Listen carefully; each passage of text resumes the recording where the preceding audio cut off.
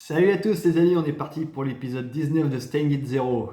Et là on rentre dans du très très lourd, du canon, du fort, un truc qui claque quoi. Tout d'abord, avant de commencer cette critique analyse, je tiens à vous remercier, on est 62 à être abonnés, c'est déjà pas mal, ça monte pas mal en vrai.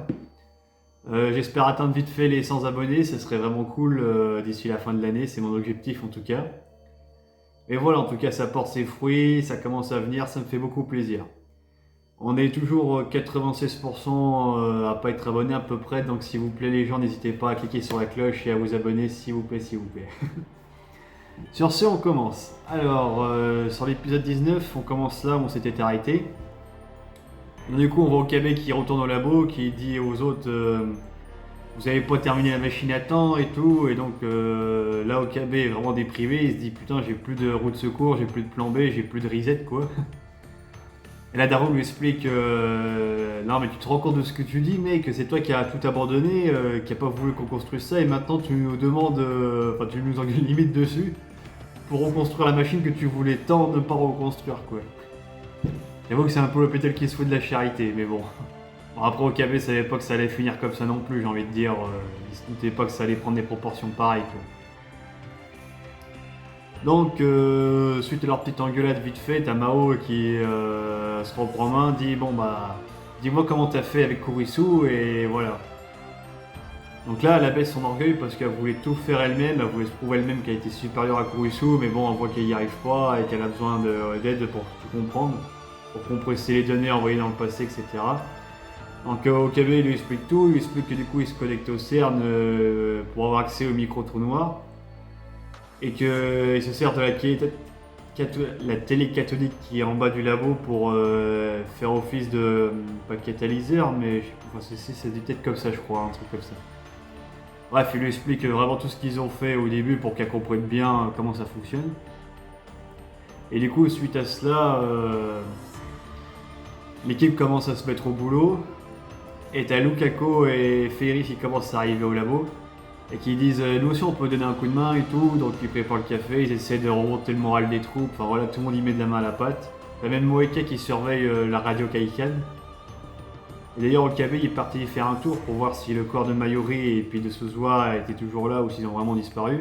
Et il constate qu'ils ont vraiment disparu, donc ça veut dire qu'ils sont peut-être remontés dans l'espace-temps beaucoup plus loin que leur époque. Mais en tout cas, ils n'ont pas retrouvé de corps, donc ça le réconforte dans l'idée qu'ils ne sont pas morts, et ça redonne un peu espoir aux autres aussi d'ailleurs. Enfin, il le dit Kamao, je crois, si je dis pas de conneries. Donc voilà. Ensuite, Mao a une discussion avec Okabe sur le toit. Donc Mao lui explique que bon, elle n'a pas confiance en ce qu'elle a créé, elle a peur, et elle dit il faut encore y protester. Il dit c'était pareil avec Kurisu, t'inquiète, hein, on l'a fait comme ça. Mais elle a toujours pas confiance en elle, hein. Elle se dit ouais, mais si ça rate et tout, machin. Et là, c'est là où Amade se dit tu vas y arriver, Mao et tout, y a pas de souci. Ouais, elle se réveille et puis là, Okabe explique qu'en fait, Daru a eu le temps de récupérer ses données en même temps qu'il piratait le CERN. Et puis Mao était choqué, il fait purée, il a eu le temps de faire ces deux choses-là à la fois. Et il fait ah oui, c'est pas un super hacker pour rien, pour lui c'est du gâteau, c'est un jeune enfant quoi. Ouais, je fais quand même, il est balèze Daru hein, pour faire un truc pareil, parce que dans la vraie vie, je pense que ça serait très compliqué en vrai. D'ailleurs, en parlant d'Amades, là, de ce que j'ai lu de ChatGPT 5, je pense que ça s'en rapprochera pas mal en vrai. Disons, ça sera pour moi le premier modèle d'Amades lorsque ça sortira fin de l'année. Et je suis très impatient d'y être, franchement, les amis. Mais donc, pour en revenir à notre chère équipe de Okabe, du coup, Amades, voilà, la routine va avec, et puis là, Okabe, lorsqu'il retourne au labo avec tout le monde, ça lui rappelle vraiment comment c'était à l'époque, comment tout le monde se serrait les coudes, quand c'était une vraie équipe et tout ça. Et là, ça commence un peu à le remettre un peu en question intérieurement, vite fait. Donc là, Okabe fait son petit discours, il dit bon, bah allez, je vais remonter le temps, je promets de sauver tout le monde, tout va bien se passer, et je n'abandonnerai jamais, même si je recommence des centaines de fois, des milliers de fois, je continue jusqu'au bout. Et il est vraiment motivé, et puis il dit même c'est le premier pas vers ça. Et là, on sent que c'est un peu plus ou moins la renaissance de Oin Kyoma, ça commence à venir, c'est un peu amorcé, c'est pas encore ça, mais ça commence à venir. Donc il réussit finalement à envoyer un email et à être projeté en arrière. Enfin, je crois que ça fonctionne comme ça de mémoire, ce qui me semble que c'est ça. Bref, il est projeté 48 heures en arrière. Et là du coup il voit que ça a marché. Donc il va direct au labo pour avertir Daru et Mao. Au début, les deux sont très réticents, ils croient pas du tout, normal, parce que Okabe était très réticent jusqu'ici à la machine dans le temps et tout, mais bon, il leur explique quelques preuves et tout ça. Donc ils y croient un peu. Et bref, Okabe fait plusieurs actions pour empêcher que tout cela se reproduise, mais malheureusement tout cela se reproduit. Le missile touche bien la machine voyagée dans le temps de Mayuri et Suzuha. Après, il y a quelques détails près qui diffèrent. Par exemple, au début, quand il intercepte ce qu'il pense être Kagari sous sa combinaison de moto, et ben en fait, il s'agissait du docteur Reyes. Elle qu'on voit très peu dans l'anime, mais qui est beaucoup plus développée dans le VN. Elle a carrément une fin à part entière, je crois, avec Mao, si je dis pas de conneries. Donc voilà.